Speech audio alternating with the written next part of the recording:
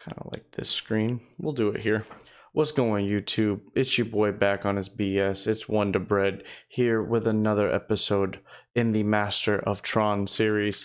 We have made some changes to the list. I am no longer on the Explore Tron list. I kind of felt as if Explore wasn't as powerful as I wanted it to be. I just didn't want to be punished for having the option to turn 1 play Ancient Stirrings, turn 2 Explore, and then you can catch up on your Tron lands. The problem is you have to naturally find Tron to have 8 mana turn 3. While that is very fun, it is not super efficient. So let me go over the changes in the deck.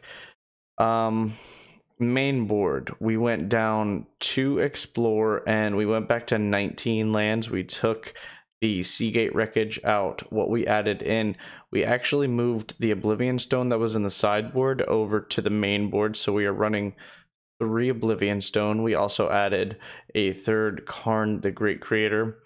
The last addition to the main board was a 2nd Relic of Progenesis to combat the potential graveyard decks that we will be seeing. Moving on over to the sideboard, we have the 3rd Nature's Claim that I added in the previous video. As I stated earlier in the video, we also removed the Oblivion Stone and put Crucible of Worlds back in the list, just for those pesky packages running land destruction. We have an opponent. All right, I have won the dice roll. I would like to go first. This is not Hearthstone. This is Magic the Gathering. I need lands. Is this normal for MTGO? Okay, we're gonna go to 5. And we found a fantastic 5 here.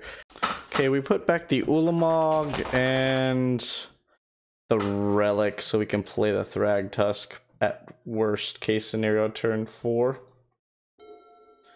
We're gonna just start out with a mine and pass the turn. All right, opponent plays a Wooded Foothills. Goblin Guide. Goblin Guide attacks. We find a forest. Pass the turn. We find an Ancient Stirrings. I still think it's best if we stay on the Tron path. We need to desperately draw a threat here. At least the Goblin Guide will take a land off the top if we have one there. Sunbaked Canyon for the opponent. 2 red. Eidolon. Sure. Eidolon is down. Attack for 2. Chromatic Sphere. Well, we will at least get to play the swaggiest of daddies in this matchup. No matter how we do this, we're going to have to tap out. We're just going to start with the mine. We'll take our 2. Another Ancient Stirrings. That'll be fantastic.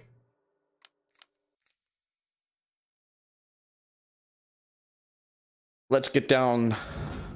Swagtusk, gain 5, back up to 19 with a blocker. Pass the turn. Opponent. Eidolon hits my opponent as they cast a Swift Spear. So he is going wide. Yeah, let's we're gonna take 2. That's okay. We're gonna go grab Blast Zone so we can keep up a defense against 2 other creatures. This is fine. The BZ.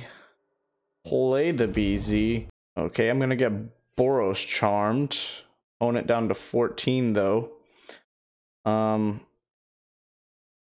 have to have either land destruction for the Blast Zone or I can just stop an attack this turn.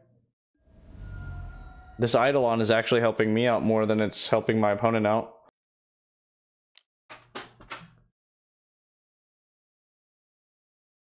Okay, we're gonna let that attack.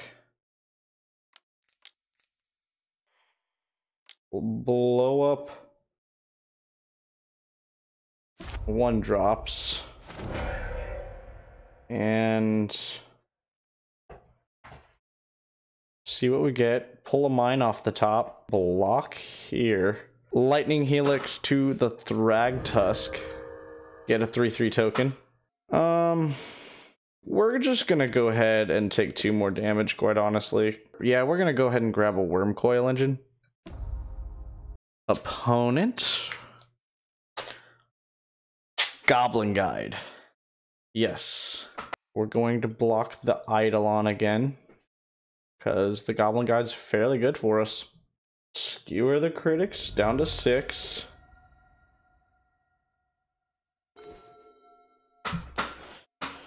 Alright, I think I gotta go get a Witchbane Orb. We'll put down the Witchbane Orb and put a Worm Coil out there for blockers. Alright, we got there. So we're gonna bring in some Nature's Claims, Weather the Storm, Spatial Contortion, and a Walking Ballista. What we are going to take out are the Ulamog, 1 Karn, even though that kind of feels bad. We take out the Ghost Quarter, an Oblivion Stone, and a Karn, and we're gonna run it like that.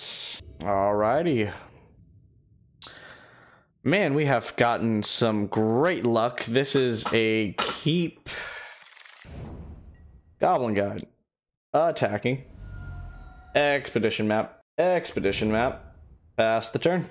So we can turn 3 Worm, but is that fast enough? That's the real question. Turn 3 Worm into turn 4 Karn. Yikes. A Monastery Swisspear.